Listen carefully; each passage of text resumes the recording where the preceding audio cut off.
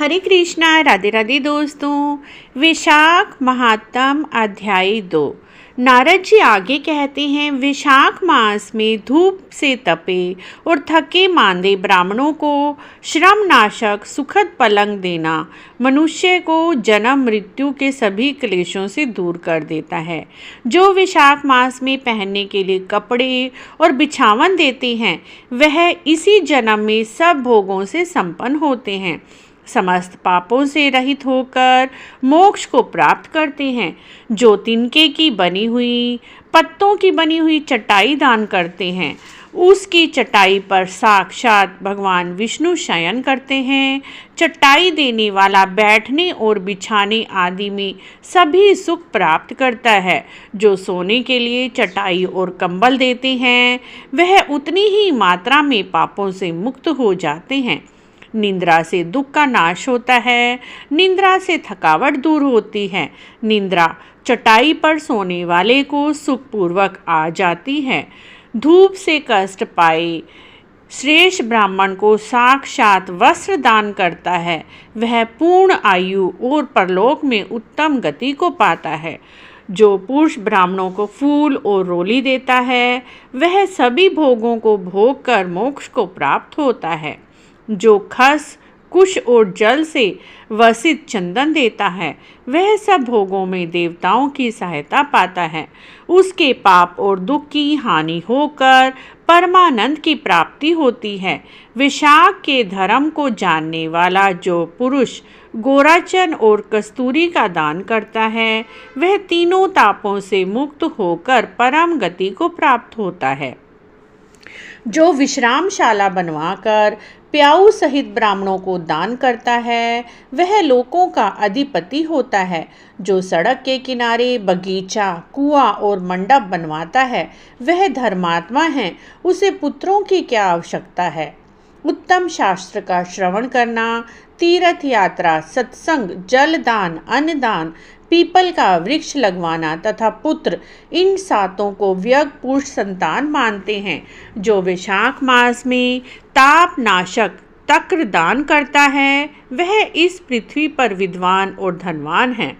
धूप के समय मट्ठे के समान कोई दान नहीं है, इसीलिए रास्ते के थके मांदे व्यक्तियों को मट्ठा देना चाहिए। जो विशाख मास में धूप की शांति के लिए दही और खांड का दान करता है, वह विष्णु प्रिय विशाख मास में बहुत ही प्रिय पद को प्राप्त होता है।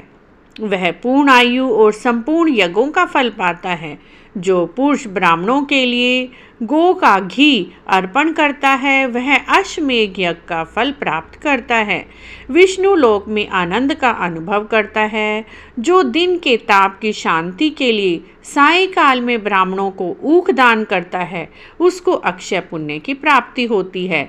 जो वैशाख मास में शाम को ब्राह्मणों के लिए फल और शरबत देता है, उसके पितरों को निश्चय ही अमृत पान का अवसर मिलता है।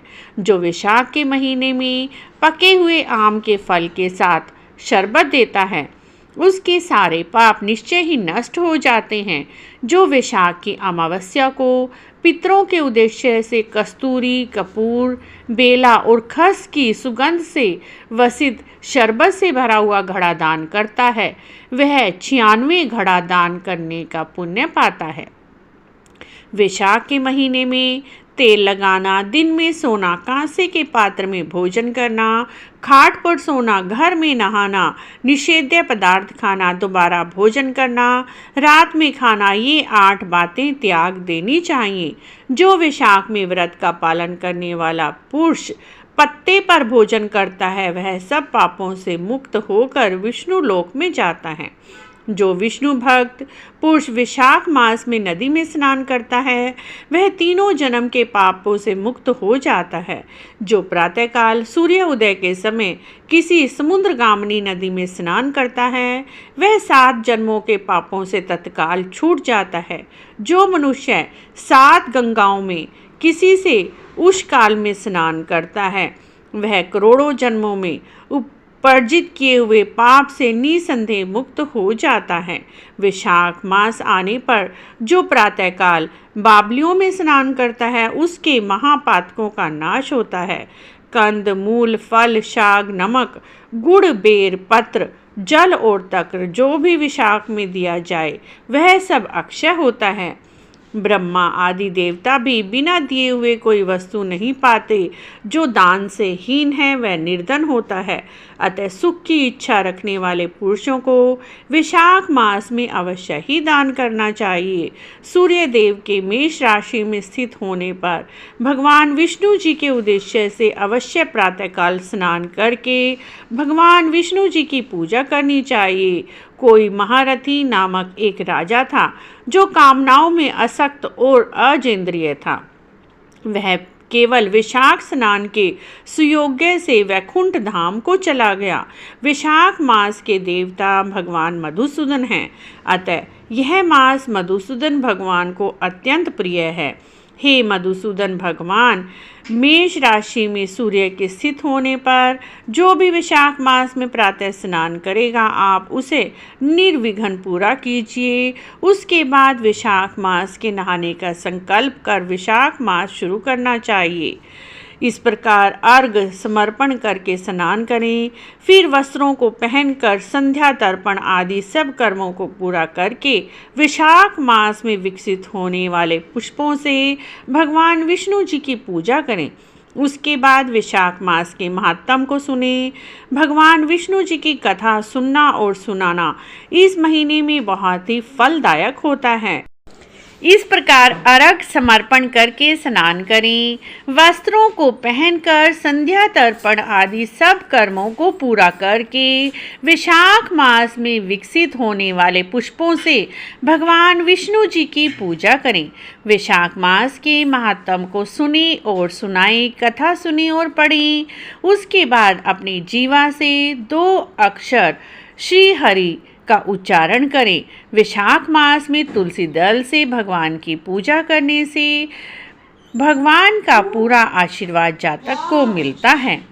विष्णु भगवान जी की सेवा और उनके सगुण और निर्गुण स्वरूप का अनन्य चिंतन से ध्यान करना चाहिए। बोलिए विशाख के मधुसूदन भगवान की जय। मित्रों, यदि आपको भी ये अध्याय अच्छे लग रहे हैं तो हर रोज़ इन अध्यायों को जरूर सुनें। हम आपके लिए हर रोज़ एक नया अध्याय लेकर आते रहेंगे। वीडियो देखने के लिए आपका बहुत बहुत धन्यवाद।